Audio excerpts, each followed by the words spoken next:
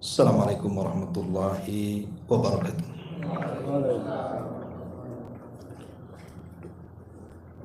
Alhamdulillah wassalatu wassalamu ala rasulillah wa ala alihi wa sahbihi wa mawalah wa la hawla wa la quwata illa billahi wa ba'du.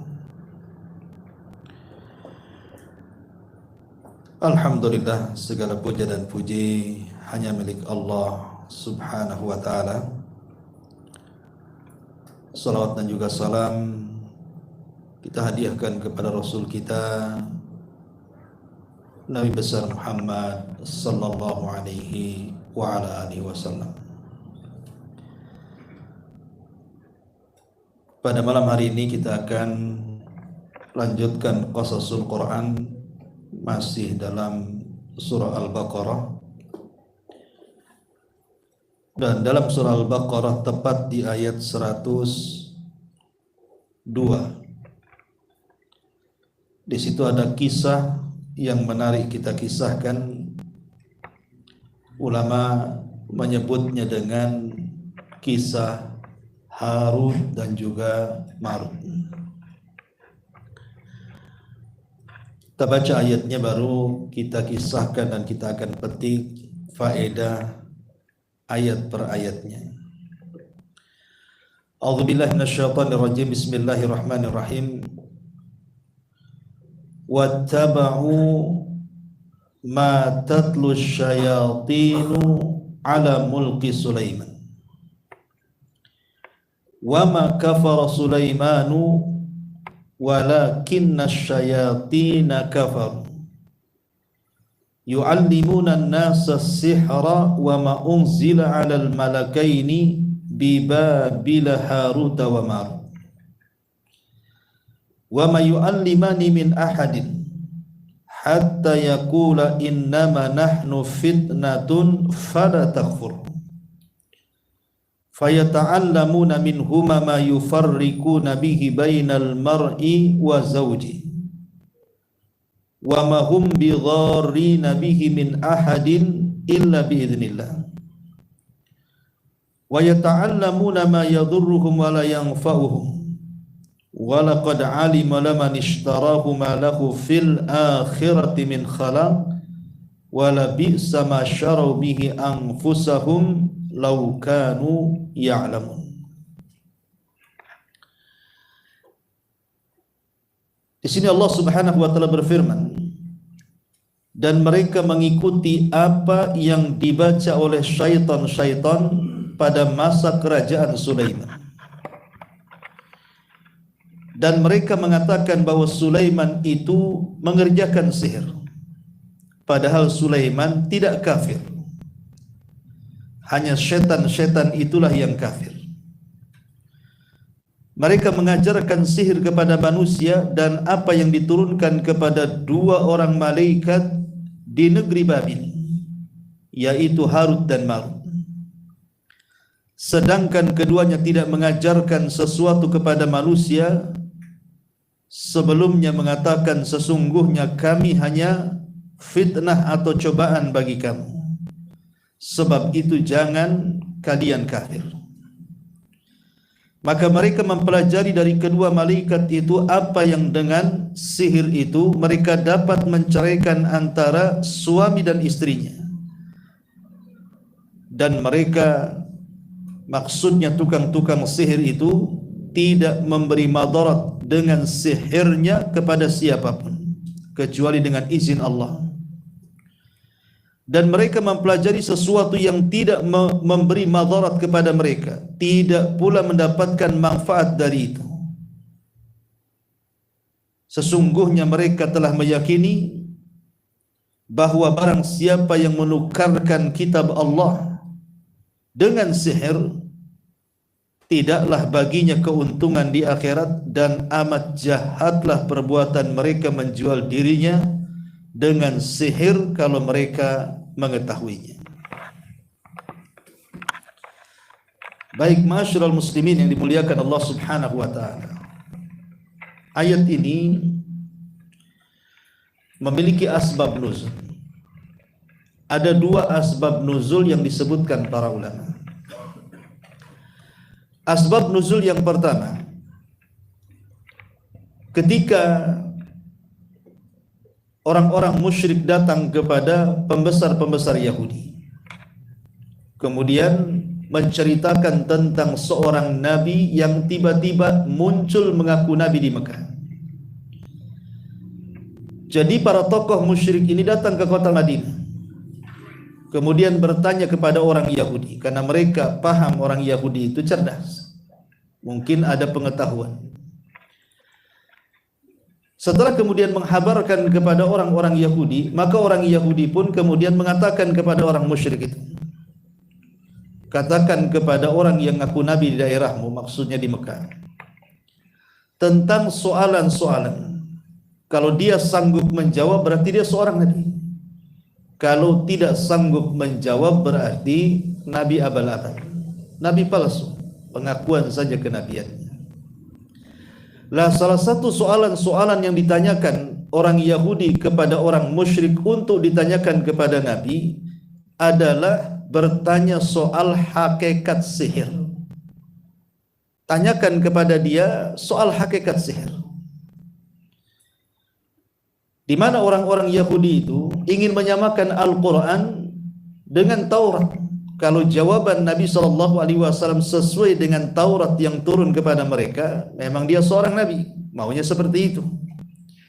Tapi kalau tidak sesuai berarti dia hanya ngaku saja.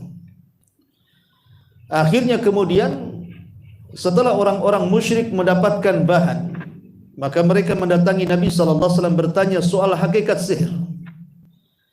Maka ketika itulah turun ayat ini menjelaskan tentang apa itu sihir. Ayat ini menjelaskan tentang sejarah asal muasal munculnya sihir. Ini asbab nuzul yang pertama. Asbab nuzul yang kedua, ketika Al-Quran terus turun kepada Nabi SAW angsur per angsur, ayat per ayat kepada Rasul, sampai kemudian Al-Quran menjelaskan tentang putra Nabiullah Daud alaihi salatu wassalam, maksudnya Nabiullah Sulaiman, di mana Nabi SAW mengatakan bahwa Nabi Sulaiman adalah seorang nabi sama dengan ayahnya Daud. Maka apa yang dikatakan Nabi SAW orang Yahudi tidak terima. Kenapa? Karena bagi mereka Sulaiman itu bukan nabi, tapi Sulaiman itu adalah penyihir. Bagaimana dikatakan nabi? Mana mungkin dikatakan nabi? Dia adalah tukang sihir. Buktinya dia bisa menundukkan segalanya. Awan ditundukkannya, binatang ditundukkannya, jin ditundukkannya. Tidak mungkin dia seorang nabi. Dia adalah tukang sihir. Lah ketika itulah maka turun ayat ini menjelaskan tentang siapa Nabi Sulaiman. Nabi Sulaiman bukan tukang sihir. Yang mengajarkan sihir itu adalah setan-setan.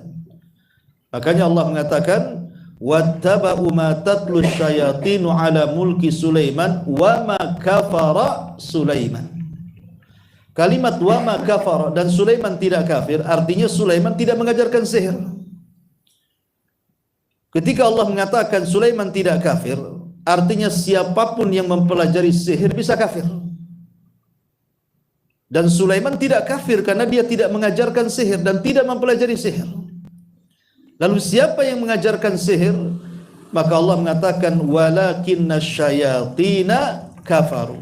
Setan-setan itulah yang kafir karena mereka lah yang mengajarkan sihir. Inilah di antara dua versi asbab nuzul terhadap surah Al-Baqarah ayat 102 ini. Baik, kita akan mengkisahkan tentang kisah Harut dan Marut. Kalau antum membaca Google kemudian mengklik kisah Harut dan Marut, maka akan bermunculan kisah-kisah aneh, kisah-kisah yang tidak ada sanadnya alias maudhu palsu. Tapi masalahnya sudah tersebar dari kisah-kisah Israiliyat. Sebut saja satu kisah. Ini yang paling masyhur ya, dari kisah Harut dan Marut. Tapi jangan dipercaya, ini hanya kisah Israiliyat dan tidak ada sanadnya. Tapi ini masalahnya sudah tersebar. Kalau Bicara Harut Marut mesti kisahnya yang dikemukakan kisah ini. Bagaimana kisahnya? Jadi ketika para malaikat yang ada di langit sana melihat tingkah laku keturunan Adam alaihi salatu wassalam yang mereka tidak lepas dari kemaksiatan kepada Allah, melakukan kemungkaran, berzina, mabuk, macam-macam, ya. Sehingga para malaikat ini heran, kenapa Allah subhanahu wa ta'ala menciptakan makhluk yang isinya penuh dengan kemaksiatan kepada Allah azza wa jalla. Maka kemudian Allah subhanahu wa ta'ala menjelaskan karena mereka diberikan syahwat. Syahwat itulah yang mendorong mereka melakukan kemaksiatan. Tetapi kemudian para malaikat ini mengatakan, tidak juga, kalau seandainya engkau berikan kami syahwat, kami pun tidak akan melakukan apa yang dilakukan Bani Adam yang memiliki syahwat. Kami akan tetap beribadah kepada. Disinilah kemudian Allah subhanahu wa ta'ala menguji mereka. Baik kalau begitu, utus di antara kalian para malaikat terbaik. Malaikat terbaik yang ahli ibadah, yang mumpuni keilmuannya, datangkan kepadaku. Akhirnya kemudian setelah ada seleksi dari kalangan para malaikat, terpilihlah 2 malaikat. Itulah yang disebut dengan Harut dan juga Marut. Kemudian dihadapkan Harut dan Marut ini kepada Allah, dan Allah pun kemudian memberikan syahwat kepada Harut dan Marut. Berbeda dengan malaikat yang lain yang tidak punya syahwat. Kemudian 2 malaikat ini diturunkan ke bumi. Setelah diturunkan ke bumi, Allah subhanahu wa ta'ala ingin mengetes malaikat ini dengan mengutus 3 wanita cantik. Karena sekarang Harut dan Marut itu sudah punya syahwat, otomatis ada ketertarikan kepada wanita dan ingin menggaulinya. Mulailah kemudian Harut dan Marut mendatangi satu wanita yang cantik, kemudian merayunya untuk melakukan zina. Tapi wanita ini tidak mau, kecuali dengan syarat. Apa syaratnya? Agar kedua malaikat ini melakukan kekufuran, disuruh melakukan kesyirikan kepada Allah azza wa jalla. Tapi Harut Marut menolaknya. Akhirnya kemudian mencari lagi wanita yang lain. Datang wanita kedua, tak kalah cantiknya. Kemudian dirayu untuk berzina. Tapi wanita itu tidak mau, kecuali dengan syarat. Syaratnya agar Harut dan Marut membunuh seseorang. Kalau dia mau membunuh seseorang, maka wanita ini siap menyerahkan dirinya kepada Harut dan Marut. Harut dan Marut pun menolaknya. Tidak mungkin kami para malaikat membunuh orang. Akhirnya kemudian mencari lagi wanita, dapat wanita yang ketiga, jauh lebih cantik lagi. Kemudian diajak berzina, tapi wanita ini menolak kecuali dengan syarat. Syaratnya apa?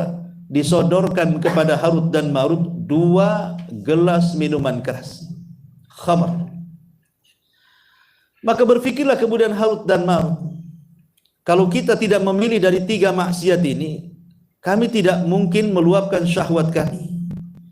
Kemudian setelah ditimbang-timbang daripada melakukan kesyirikan atau membunuh, yang paling ringan ya minum khamar. Demi kemudian memuaskan nafsunya, maka Harut dan Marut pun meminum khamar. Akhirnya kemudian mabuk dan hilang ingatan. Ketika hilang ingatan inilah tiba-tiba dia membunuh dan juga melakukan kesyirikan. Lihat bagaimana orang mabuk ini kan tidak sadar. Yang tadinya menolak, tidak mau melakukan kesyirikan, tidak mau membunuh, gara-gara mabuk akhirnya 3 maksiat dilakukan dalam satu waktu. Dia mabuk, dia membunuh dan melakukan kesyirikan kepada Allah subhanahu wa ta'ala.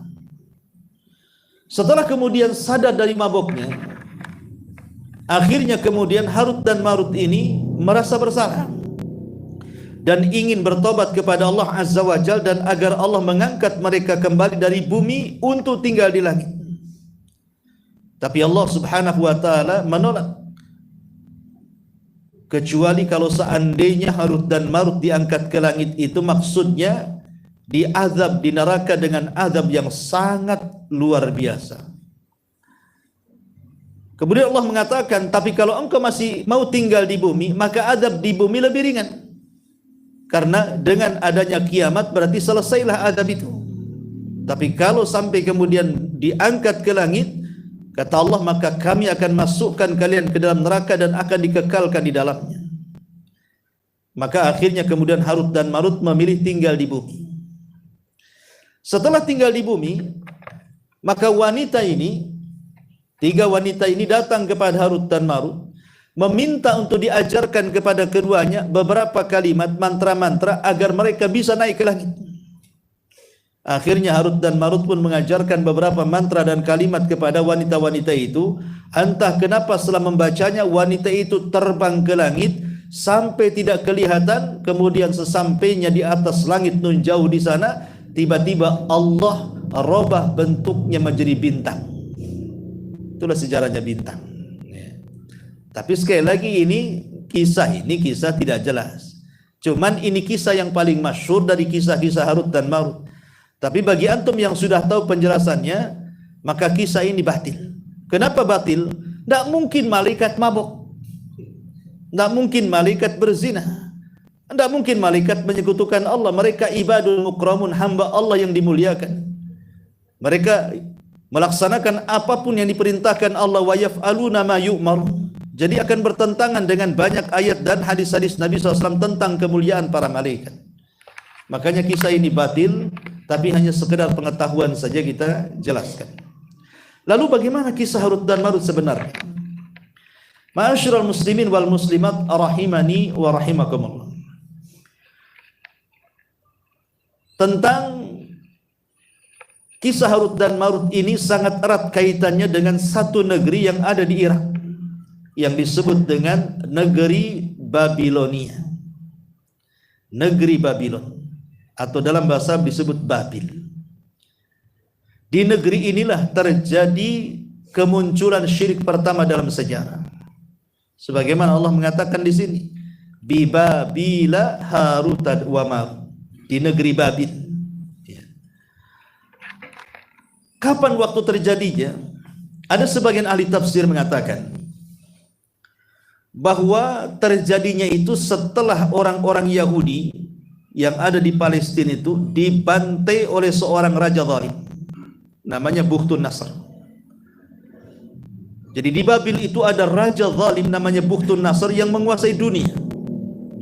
Dia membawa pasukan kemudian menghancurkan Palestina sehancur-hancurnya. Kemudian membantai orang-orang Yahudi, wanita dan anak-anaknya ditawan, kemudian dibawa ke Babil. Lah kemudian para tawanan ini, maksudnya orang-orang Yahudi yang ada di Babil yang sudah menjadi budaknya orang-orang Bukhtun Nasr ini, bertahun-tahun mereka menjadi babu dan budak, sehingga mereka tidak tahan, ingin keluar dari cengkraman Bukhtun Nasr. Akhirnya mulailah satu persatu mereka mempelajari sihir. Lah akhirnya mereka berjumpa dengan Harut dan Marut. Kemudian mereka pun belajar sihir kepada keduanya. Makanya kita tahu bahwa sihir itu yang paling banyak mempelajarinya adalah bangsa Yahudi. Lihat siapa yang menyihir Nabi. Seorang Yahudi, Labid bin Al-Sam, dengan cara mengambil sisir Nabi SAW yang terlilit rambut-rambut Rasul, kemudian dijadikan buhul, kemudian diletakkan di sumur Ranunah. Kemudian mulailah Labid ibn A'sam satu keluarga menyihir Rasul, dan berhasil. Rasul 6 bulan terkena sihir, sampai turun malaikat Jibril dan meruqyah dia, kemudian membaca surah Muawwidhataini, dan itulah sebab turunnya Qul a'udzu birabbin nas dan Qul a'udzu birabbil falaq. Itu ada yang mengatakan seperti itu ahli tafsir, bahwa kejadiannya setelah orang-orang Yahudi terdesak menjadi budak di bawah kekuasaan Bukhtun Nasr di Babil. Akhirnya mereka pun ingin keluar dari cengkraman itu, maka satu persatu orang Yahudi mempelajari sihir. Maka menyebarlah sihir di Babil ketika itu. Tapi yang jelas bahwa Al-Quran tidak menyebutkan tentang kapan peristiwanya. Karena sekali lagi sering saya ulang-ulang, yang namanya Quran itu kan bukan kitab sejarah, ikhwan. Bukan seperti kitab-kitab sejarah yang harus detail, nama, tempat, daerah, dan begitu seterusnya. Quran ini kitab ibrah dan pelajaran, bukan kitab sejarah. sehingga tidak serinci itu. Yang penting apa yang bisa kita petik dari ibrahnya. Kalau kita ingin memerinci sejarahnya, ya jangan ke Quran, cari kitab-kitab sejarah. Baru kita akan mendapatkan detailnya. Di sini Allah Subhanahu wa taala hanya mengatakan bahwa dahulu di zaman Nabi Sulaiman, kita tahu bahwa di zaman Nabi Sulaiman ini tukang-tukang sihir itu banyak merebak di mana-mana. Maka setelah kemudian Nabi Sulaiman dilantik menggantikan ayahandanya Daud yang memiliki dua keistimewaan raja plus nabi, karena dari Bani Israel mereka kan terbagi menjadi dua nasab. Ada satu nasab itu kelahirannya semua jadi nabi. Tetapi ada juga satu nasab yang semua kelahirannya jadi raja. Lah, yang semuanya jadi nabi itu dari Lawi namanya. Kemudian yang semuanya jadi raja itu dari Yahuda. Dan dua-duanya adalah putra Yakub alaihi salatu wassalam. Tetapi dalam sejarah Bani Israel ada yang merangkapkan dua gelar itu, nabi plus raja, adalah Nabi Daud. Itulah satu-satunya nabi yang dicintai Bani Israel. Kemudian setelah Daud meninggal, ganti kepada Nabi Sulaiman alaihi salatu wassalam. Disinilah puncak kekuatan Bani Israel di tangan Nabi Sulaiman. Lah di zaman Nabi Sulaiman itu sihir di mana-mana. Akhirnya kemudian Sulaiman ingin memberantas tukang-tukang sihir itu, ingin merampas kitab-kitab sihir mereka. Kemudian diutuslah pasukan untuk melumpuhkan semua tukang sihir dan merampas semua kitab-kitab sihir mereka, supaya tidak ada sihir lagi. Setelah kemudian tidak ada tukang sihir satupun, kecuali kemudian dilibas Sulaiman dan diambil kitabnya, maka Nabi Sulaiman meletakkan kitab-kitab sihir itu di sebuah sunduk kotak. Dan kotak itu diletakkan di bawah singgasananya. Setelah kemudian kotak itu diletakkan di bawah singgasananya, Sulaiman pun kemudian mengancam siapapun yang mengambil kotak itu agar jangan pernah mendekatinya. Kata Nabi Sulaiman, kalau dia dari kalangan jin berani mengambil kotak ini, kupastikan dia terbakar. Tapi kalau dia dari kalangan manusia, kupastikan kubunuh dia. Makanya selama Nabi Sulaiman berkuasa, tidak ada yang berani mengambil kotak itu. Sampai pada waktunya Allah takdirkan Nabi Sulaiman kemudian meninggal di kursi singgasananya. Tidak ada yang tahu kapan meninggalnya, karena jin-jin itu masih bekerja. Baru setelah kemudian tongkatnya yang menyanggahnya terkena rayap, kemudian habis dimakan rayap, akhirnya tumbang tongkatnya, tumbang pula Nabi Allah Sulaiman. Barulah kalangan jin itu mengetahui Sulaiman itu sudah meninggal. Makanya kata jin, kalau kami tahu Sulaiman sudah meninggal sejak dulu, tidak mungkin kami dihinakan seperti ini, katanya. Karena bangsa jin itu sangat terhina di zaman Nabi Sulaiman. Mereka digunakan untuk tukang bangunan, membuat macam-macam ya. Mungkin kalau sekarang ini buat jembatan, buat gedung, buat pesawat, buat apa gitu ya. Jadi akhirnya kemudian setelah Nabi Sulaiman alaihi salatu wassalam meninggal, kemudian generasi berikutnya datang, satu generasi ke generasi berikutnya, sehingga ketika manusia sudah mulai meninggalkan ajaran Daud, ajaran Nabi Sulaiman, sudah lupa mereka. Disitulah kemudian iblis datang menemui manusia yang sudah menjauh dari ajaran nabinya, kemudian menjelma sebagai manusia. Akhirnya kemudian iblis ini yang menjelma kepada manusia ingin mencari orang yang akan mengambil buku-buku sihir di bawah singgasana Sulaiman, karena dia tidak bisa mengambil sendiri, atau jin yang lain tidak bisa mengambil sendiri. Kenapa? Karena ada janji Sulaiman, siapapun yang mengambil dari kalangan jin pasti dia terbakar. Makanya tidak ada yang berani. Lah, jin iblis ini akhirnya mencari jasa manusia untuk mengambilnya. Berjumpalah dua orang yang bernama Harut dan Marut. Makanya kemudian setan ini, iblis ini meminta kepada keduanya untuk mengambil buku-buku itu. Kemudian mengatakan, kalau engkau ingin mendapatkan kesaktian Nabi Sulaiman, sesungguhnya kesaktian Nabi Sulaiman itu bisa kau pelajari dan kuncinya ada di bawah singgasana Sulaiman. curi itu pelajari, maka engkau akan memiliki kehebatan seperti Sulaiman. Menjadi polemik para ulama, siapa Harut dan Marut ini sebenarnya? Ada yang mengatakan Harut dan Marut itu setan, ya, dari kalangan jin yang menjelma manusia untuk merusak manusia. Tapi pendapat ini sangat jauh. Kemudian yang kedua, ada yang mengatakan bahwa Harut dan Marut itu dua para malaikat. Dan itu dikuatkan oleh Syekh Shalih Fauzan, Syekh bin Baz, dan banyak ulama yang lainnya. Mengatakan bahwa Harut dan Marut itu adalah dua malaikat yang sengaja diturunkan Allah untuk menguji akidah manusia. Jadi sengaja diturunkan oleh Allah Harut dan Marut itu untuk menguji keimanan. Menguji keimanan kita, apakah keimanan kita kokoh ataukah keimanan kita rapuh? Ataukah kita ini tetap mentauhidkan Allah atau justru menyekutukan Allah dengan sihir? Jadi Allah Subhanahu wa taala menurunkan dua malaikat untuk menguji kita. Tapi ada yang mengatakan tidak, Harut dan Marut itu manusia.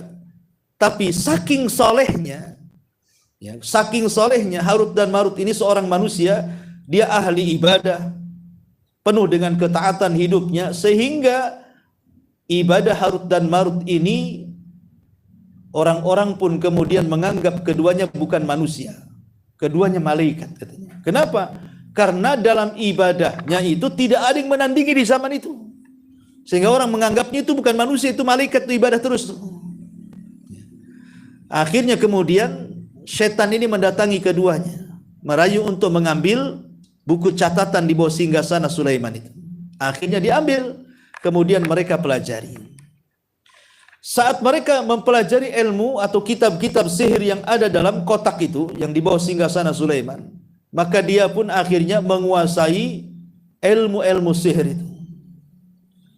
Lah disinilah kemudian terkenalah dua orang ini, Harut dan Marut, dengan ilmu sihirnya. Maka manusia berbondong-bondong, khususnya orang-orang Yahudi Bani Israel, datang kepada Harut dan Marut ini. Mereka ingin belajar ilmu sihir yang dimiliki oleh Harut dan Marut. Tapi Harut dan Marut kemudian memperingatkan mereka, baik, saya akan ajarkan ilmu ini kepada kalian, tapi syaratnya satu. Apa? Fala takfur. Jangan kalian kufur setelah mempelajari ini. Karena ini ilmu sihir, ilmu bahaya. Bisa sampai kepada kufur. Ketika kemudian Harut dan Marut memberikan peringatan bahwa ini bukan ilmu biasa, bisa mengantarkan kepada kufuran, sebagian orang-orang Yahudi Bani Israel, mereka tidak mempelajarinya. Tapi sebagian yang lain ingin mempelajarinya.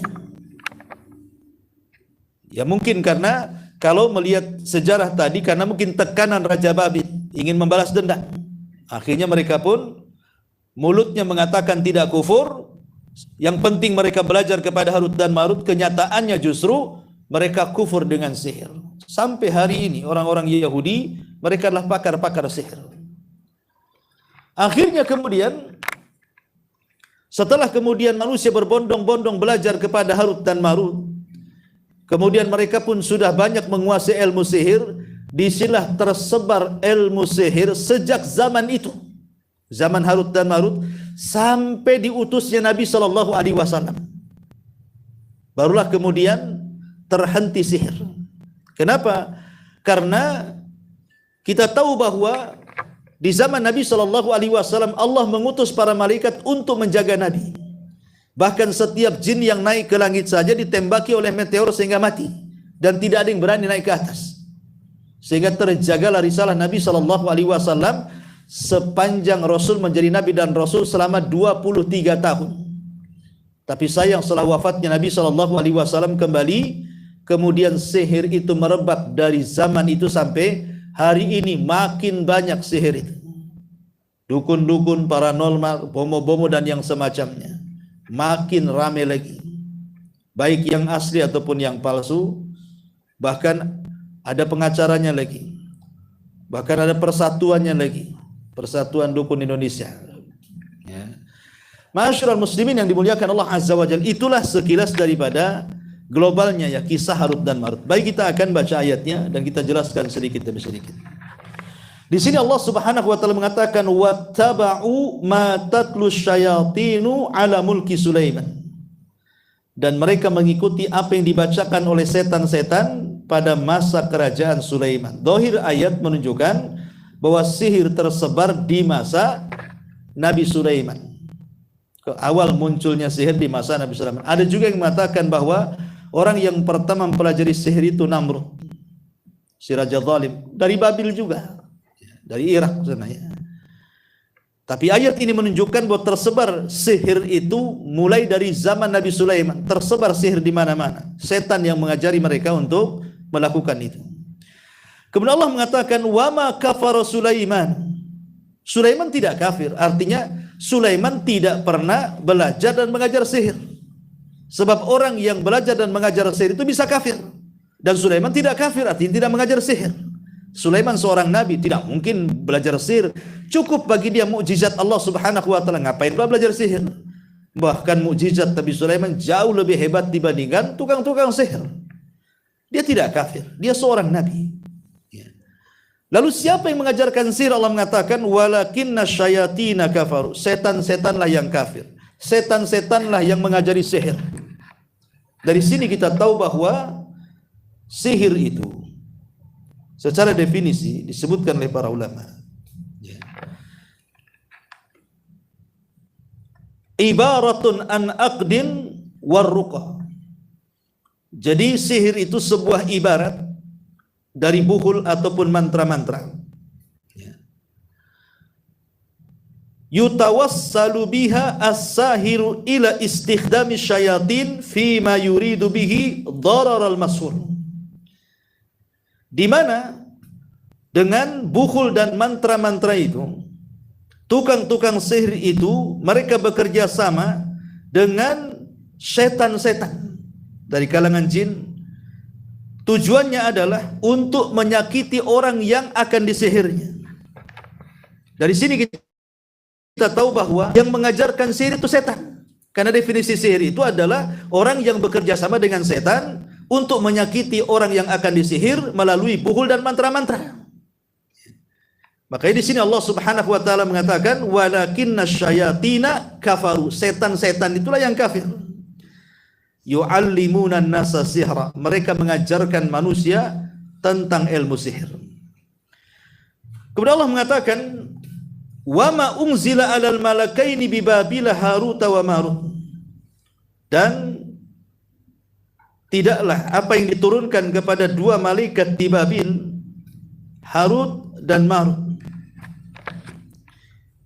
Tadi sudah saya jelaskan bahwa Harut dan Marut ada tiga pendapat.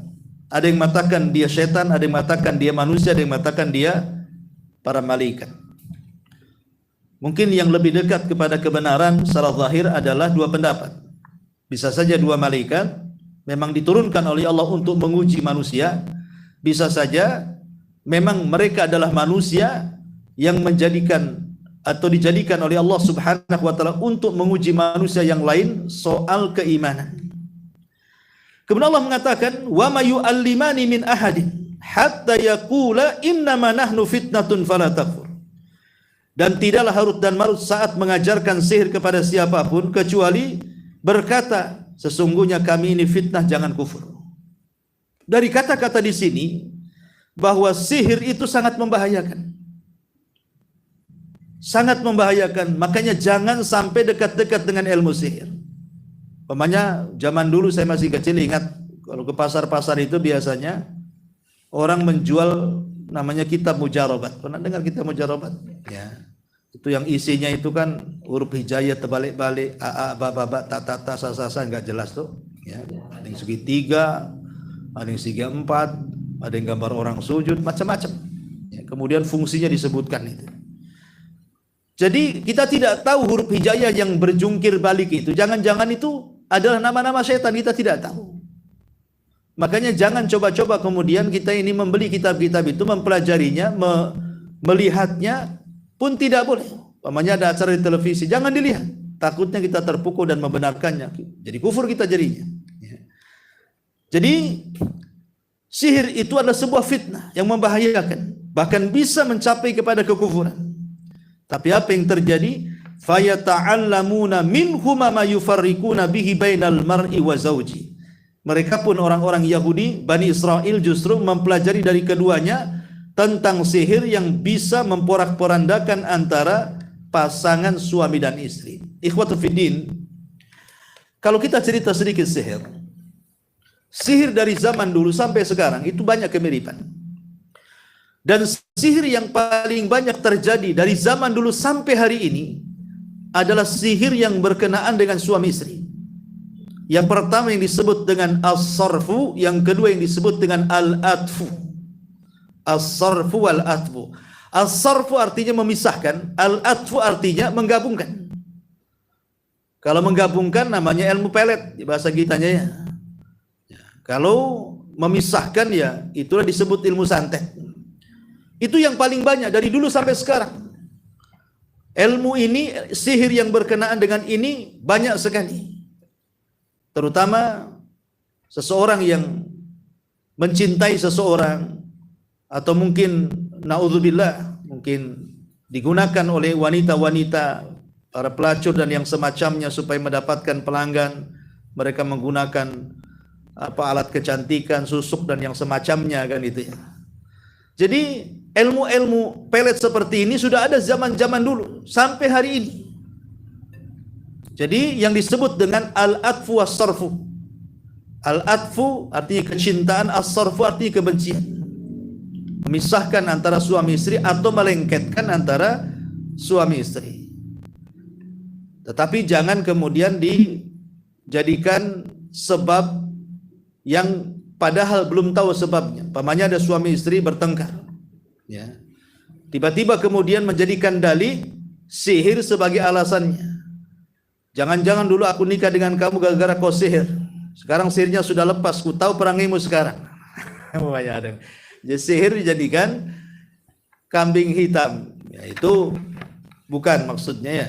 Artinya di sini kembali bahwa sihir dari dulu sampai sekarang ini yang berkaitan dengan masalah suami istri itu, as-sarf wal atfu. Tapi Allah mengatakan wa ma hum bidharrina min ahadin illa biidznillah. Ingat, mereka tukang sihir itu tidak mungkin mendatangkan madarat kepada siapapun kecuali atas izin Allah. Artinya kalau satu dunia tukang sihir mengancam antum dan mengatakan ku sihir engkau dan keluargamu, jangan takut. Enggak usah takut. Kenapa? Karena sihir tidak mungkin terjadi kecuali atas izin Allah. Makanya Allah mengatakan, walau ijtama'u ala an yadurruka bi syai'in la yadurruka illa bi syai'in qad katabahu Allahu lak. Kalau seandainya mereka berkumpul satu dunia ini, insuhum wa jinnuhum, manusia dan jinnya untuk mencelakakan kamu, kau tidak akan celaka kecuali kecelakaan ini sudah dicatat di Lauhul Mahfuz, kata Rasul. Anda perlu kalau kita mamanya diancam oleh tukang sihir, ku santet kamu. Jadi tidak perlu takut, tapi jangan pula kemudian nentang. Santet aja. Itu sombong namanya, santet betul nanti. Artinya di sini tidak perlu takut ancaman-ancaman tukang-tukang sihir.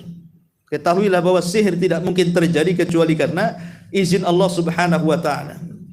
Kemudian Allah mengatakan, wa yata'allamuna ma yadurruhum wa la yanfa'uhum. Ingat, sihir itu bagi yang mempelajarinya itu akan lebih banyak madaratnya kepada mereka dibandingkan manfaatnya. Bahkan tidak ada manfaatnya sama sekali. Karena hakikat sihir ini madaratnya kemana-mana, ikhwan. Pertama, bicara tentang agama. Orang yang melakukan sihir itu pasti dia jauh dari agama Allah. Kalau orang dekat dengan agama Allah tidak mungkin mempelajari sihir. Orang yang mempelajari sihir itu dipastikan jauh dari agama Allah. Makanya lihat dukun-dukun itu. Kalau mereka memberikan syarat, kadang-kadang syaratnya aneh-aneh. Dijauhkannya kita dari ketaatan. Pemanya syaratnya kau jangan sentuh air selama 40 hari. Pemanya. Itu kan sama aja disuruh jangan wudhu selama 40 hari kan begitu. Jadi sengaja syarat-syaratnya dijauhkan dari agama Allah. Kemudian yang kedua juga yang berkaitan dengan agama adalah tersebarnya kesyirikan. Karena kandungan sihir itu biasanya ada unsur-unsur penyembelihan. Terkadang dukun-dukun ini menyaratkan untuk menyembelih hewan tertentu. Yang kadang-kadang hewan tertentu ini tidak bisa didapati kecuali oleh dukun sendiri. Karena itu ya sebenarnya sih hanya untuk menambah cuan saja kan gitu. Seperti mamanya mensyaratkan carilah hewan yang sifat-sifatnya seperti ini. yang mungkin terkadang juga mudah tetapi susah dicari. Contoh umpamanya, carilah kurban tikus tapi yang yatim. Ya tikusnya mudah, tapi yatimnya ini yang susah kita cari. Cemana pula mau nanya tikusnya, kau yatim ke piatu kan itu ya. Kadang-kadang sengaja kemudian dukun itu mempersulit syarat. Ya intinya kalau aku tahu, tapi tambahkan gitu ya. Jadi kadang-kadang kemudian sampai seperti itu. Lah, di antara kemadaratan agamanya tersebarnya kesyirikan. Karena apa? Ada penyembelihan kepada selain Allah Subhanahu wa taala di situ. Kemudian yang ketiga, ta'alluqul qalbi bil khurafat wal akadi. Hati ini terpaut dengan perkara-perkara khurafat. Karena biasanya tukang-tukang sihir itu kan pandai bual dia. Cerita-cerita ini itu, padahal ceritanya dusta, ceritanya khurafat. Nanti kalau kau begini kau bangkrut. Kalau kau begini, kalau kau ingin sukses harus begini. Kalau kau ingin dekat dengan cewek harus begini. Begini, pokoknya dibuatnya dia takut dengan cerita-cerita khurafat. Dan ini tentunya menyalahi agama. Kemudian juga pengaruh kepada agama adalah banyaknya was-was. Jadi orang-orang yang bermain dengan sihir itu, maka mereka selalu diberikan was-was dalam ibadah, bahkan dalam kebiasaan mereka. Bahkan banyak hal yang akan hilang dari diri seseorang ketika bermain dengan sihir itu. Mungkin tawakalnya sudah tidak ada lagi, karena sudah tidak percaya dengan Allah. Dia percaya dengan tukang sihir. Tidak menganggap Allah itu kuat. Yang kuat itu tukang sihir. Tidak menganggap Allah itu sang pemberi rizki. Yang berikan rizki itu sihir. Dan begitu seterusnya. Akhirnya banyak perkara-perkara yang bisa merusak agama. Makanya di sini Allah mengatakan bahwa sihir itu mendatangkan madarat dan tidak memberikan manfaat sedikit pun. Itu dari segi agama. Belum lagi dari segi kesehatan. Orang-orang yang terkena sihir, kasihan mereka. Mereka dari pihak yang didolimi oleh orang-orang yang menyihir. Jadi orang-orang yang menyihir menyakiti orang. Terkadang ada orang yang terkena sihir terduduk bertahun-tahun, terbaring bertahun-tahun, tersiksa bertahun-tahun. Terkadang mengalami kematian yang mengenaskan dan begitu seterusnya. Dan mereka zalim, ikhwan. Tukang-tukang sihir itu adalah kezaliman yang luar biasa. Kalau ditinjau dari segi akhlak, jelas gitu ya. Sihir ini pasti akan membawa permusuhan. Sihir ini akan membawa kedengkian, permusuhan baik di tengah-tengah keluarga ataupun di masyarakat. Kemudian banyaknya fawahish, banyaknya kerusakan-kerusakan, kemaksiatan-kemaksiatan dan yang semacamnya. Bahkan terkadang bisa menghancurkan satu negara. Nah ini yang dikatakan oleh Allah Subhanahu wa taala, shadaqallahul azim, ketika Allah mengatakan wa yata'allamuna ma yadhurruhum wa la yanfa'uhum. Mereka mempelajari apa yang memadaratkan mereka dan tidak mengambil manfaat bagi mereka sedikit pun. Kemudian Allah mengatakan wa laqad alimu laman ishtarahu ma lahu fil akhirati min khalaq. Wa laqad alimu. Dan sungguh mereka telah mengetahuinya bahwa barang siapa yang menukar kitab Allah dengan sihir, maka mereka tidak akan dapat bagian di akhirat. Karena orang-orang Yahudi di zaman itu, di zaman Bani Israel yang mulai kecanduan dengan ilmu sihir, mereka sudah mulai meninggalkan Taurat. Jadi mereka ganti Taurat dengan sihir. Mereka sudah tidak mau lagi membaca Taurat. Mereka sudah tidak mempelajari Taurat dan beralih kepada sihir. Dari sini kita tahu bahwa kalau orang yang mempelajari sihir dipastikan jauh dari Quran, dipastikan jauh dari sunnah Nabi SAW. Justru boleh jadi itu adalah lawan dan musuhnya. Dan Allah tutup ayatnya, Allah mengatakan wala bi'sa ma syarau bihi anfusahum law kanu ya'lamun. Allah mengatakan dan amat jahatlah perbuatan mereka menjual diri mereka dengan sihir kalau mereka mengetahuinya. Ma'asyiral muslimin wal muslimat rahimani wa rahimakumullah. Tentu sihir ini kan ada yang sifatnya hakiki, ada yang sifatnya majazi. Kalau secara majazi itunya bukan hakikat. Al-Imam Ibnu Katsir rahimahullahu taala menyebutkan dalam tafsirnya bahwa sihir secara bahasa itu kan ibaratun ammalatu fa wa khufiya sababuhu. Sebuah ibarat terhadap yang lembut dan tersembunyi sebabnya. Sesuatu yang tersembunyi, yang tidak tampak, itulah sihir secara bahasa. Makanya kalau kita mengambil definisi secara lughah, secara bahasa, maka banyak perkara-perkara dikategorikan sihir. Seperti umpamanya orang-orang tukang sulap. Itu kan kadang-kadang tersilap mata kita. Kok bisa? Itu kalau menurut bahasa masuk juga tukang sihir itu. Karena kan tersembunyi sebabnya kan. Kok bisa jadi burung? Kok bisa jadi ini? Kok bisa jadi itu? Secara bahasa itu bagian daripada sihir. Ataupun ucapan manusia, al-bayan.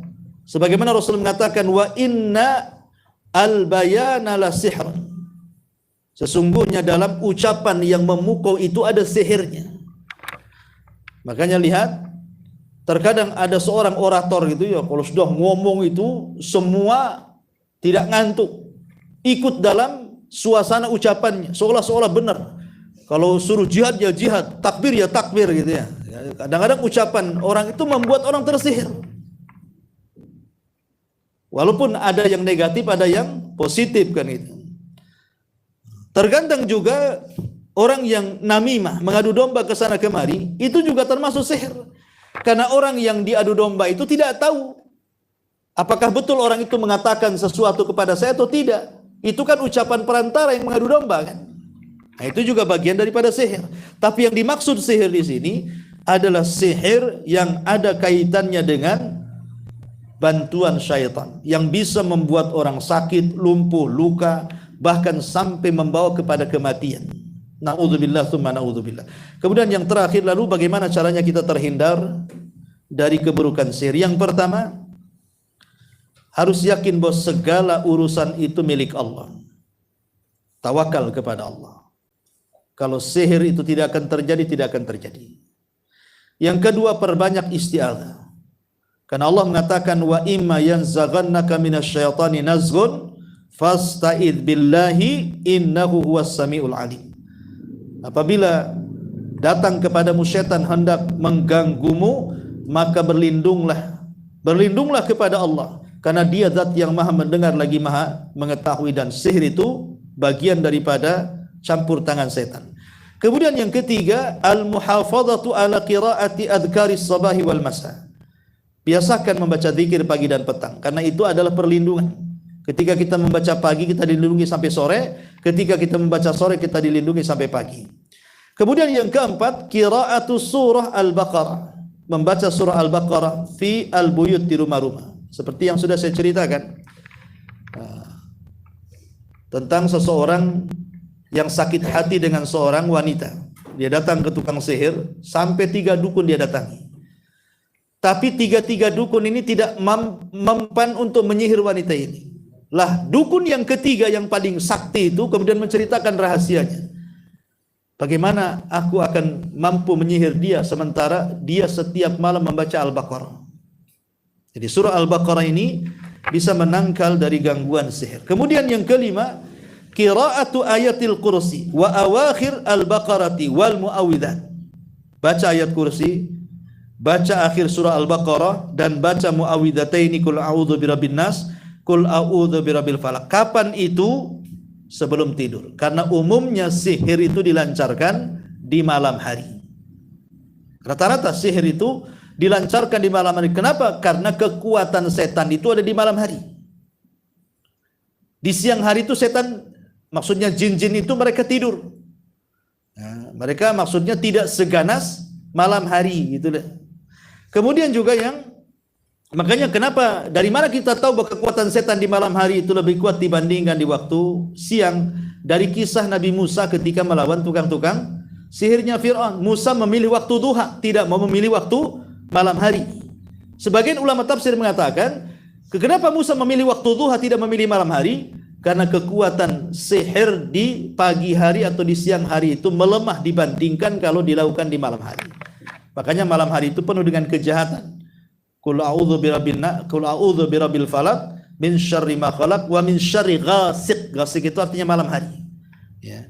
Kemudian yang ke-6, qiraatul adiyatin nubuwati, membaca doa-doa yang diajarkan Nabi sallallahu alaihi wasallam seperti a'udzu bikalimatillahi tammati min syarri ma khalaq dan doa-doa yang lainnya. Kemudian yang nomor 7, membaca zikir yang diajarkan Nabi sallallahu alaihi wasallam seperti la ilaha illallah wahdahu la syarikalah lahul mulku wa lahul hamdu wa huwa ala kulli syai'in qadir, dalam satu hari minimalnya 100 kali. Maka Allah akan memberikan penjagaan kepada orang yang membacanya.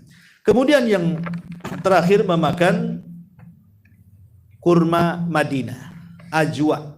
Ya, memang jadi polemik para ulama. Apakah yang bisa menangkal sihir itu khusus ajwa, kurma yang dari Madinah? Ya.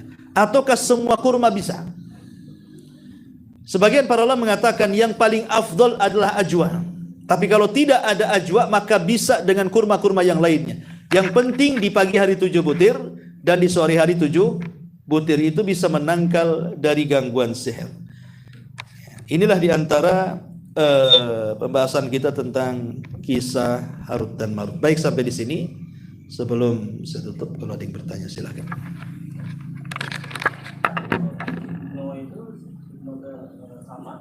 Hipnoterapi, dihipnotis.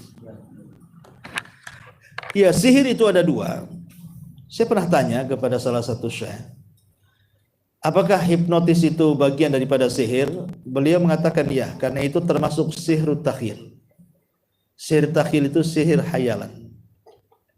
Ketika Nabi Musa melawan tukang-tukang sihir Fir'aun, di mana tukang-tukang sihir Fir'aun itu melemparkan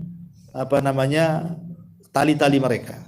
Maka Musa dihayalkan seolah-olah tali itu jadi ular, padahal tali hanya dihayalkan saja. Ya, seolah-olah apa? Nabi Musa terkena hipnotis. Siapa? Tukang sihir Fir'aun. Terkena hipnotis karena menyangka tali jadi ular, kan begitu ya. Tapi setelah kemudian Nabi Musa disuruh melemparkan tongkatnya, kemudian jadilah ular besar. Tukang-tukang sihir berusaha memantra-mantrai. Kok enggak berubah-berubah ularnya? Itu ular beneran berarti. Gitu ya. Ini berarti bukan sihir, ini kekuatan lain. Makanya mereka ketakutan, akhirnya menyerah. Tetapi syahidnya adalah Allah mengatakan yukhayyalu ilaihi annaha tas'a. Di mana Musa dihayalkan bahwa tali-tali yang bergerak-gerak itu seolah-olah ular yang akan menerkamnya. Dari sini menunjukkan bahwa hipnotis ini bagian daripada sihir yang disebut dengan sihir takhil, sihir hayalan. Orang dihayalkan, dilupakan ingatan, dihayalkan dengan yang lainnya. Terkadang mengikuti ucapan orang yang menghipnotisnya. Wallahu alam ya. Kalau saya pribadi ya itu bagian daripada sihir. Adapun kemudian hipnoterapi maksudnya untuk kesehatan dan tidak ada hubung kait dengan masalah jin, pamannya menggunakan obat dan yang lainnya, tidak ada masalah. Wallahu a'lam. Baik, kalau tidak ada sampai di sini. Ada lagi? Membunyikan murotal al-baqarah di rumah itu seperti apa? Boleh atau memang kita yang harus membaca? Rasulullah SAW mengatakan, man qara'a, siapa yang membaca surat al-baqarah fi baiti, surah al-baqarah di rumahnya, ya, kemudian yanfiru anhu syaitan, maka setan akan lari. Dari sini menunjukkan bahwa Al-Baqarah akan berfungsi kalau dibaca. Adapun diletakkan di dinding kayak bentuk kaligrafi, ya, karena saya pernah juga masuk ke rumah-rumah orang kampung dulu, banyak ayat kursi diletakkan di atap rumah, ya, di dinding di bawah pintu. Jadi gunanya untuk apa itu ayat kursi itu? Supaya setan tidak masuk, katanya. Setan kalau masuk ventilasi gimana pula? Lewat pintu tak masuk, ventilasi banyak pula, kan gitu ya. Masa semua ventilasi dikasih ayat kursi, kan? Jadi nggak ada gunanya ayat kursi jadi kaligrafi. Terlebih kaligrafinya nggak bisa dibaca lagi. Itu kan sudah menyelisihi tujuan Quran diturunkan untuk dibaca. Dibaca aja nggak bisa, cuman mau dipahami karena kayak belut tulisannya, kan. Lingkar sana, lingkar sini. Sementara tidak semua orang itu ahli khat. Kecuali ada orang-orang yang pakar khat, memang paham itu khat apa bisa dibaca. Tapi umumnya orang awam kan tidak paham ilmu khat itu, sehingga nggak bisa baca gitu kan. Jadi tujuan diturunkan Quran nggak ada jadinya. Jadi intinya seperti itu. Wallahu a'lam. Ya. Jadi yang membaca. Tapi kalau menyetel murotal, ya tetap dapat pahala. Karena bagaimanapun telinga kita dimanjakan dengan nikmat Allah mendengarkan kalam Allah. Terkadang membaca dengan mendengar lebih meresap mendengar daripada membaca. Kita baca nggak pernah meleleh air mata. Kita mendengar orang baca Quran enak suaranya bisa pula meleleh. Makanya Rasul satu hari memanggil Abdullah bin Mas'ud radhiyallahu untuk dibacakan padanya satu atau beberapa ayat Al-Quran. Kata Abdullah bin Mas'ud, ya tidak mungkin Rasul, Quran diturunkan kepadamu, masih saya yang baca katanya. Tapi Rasul mengatakan baca saja. Maka akhirnya Abdullah bin Mas'ud membaca surah An-Nisa sampai kepada ayat fa kaifa idza ji'na min kulli ummatin bisyahid wa ji'na bika ala haula syahida. Kata Rasul, hasbuk, cukup. Kemudian kata Abdullah bin Mas'ud, aku melihat Rasul meneteskan air mata dan membasahi janggutnya. Artinya ya perlu juga kita ini mendengar. Wallahu a'lam.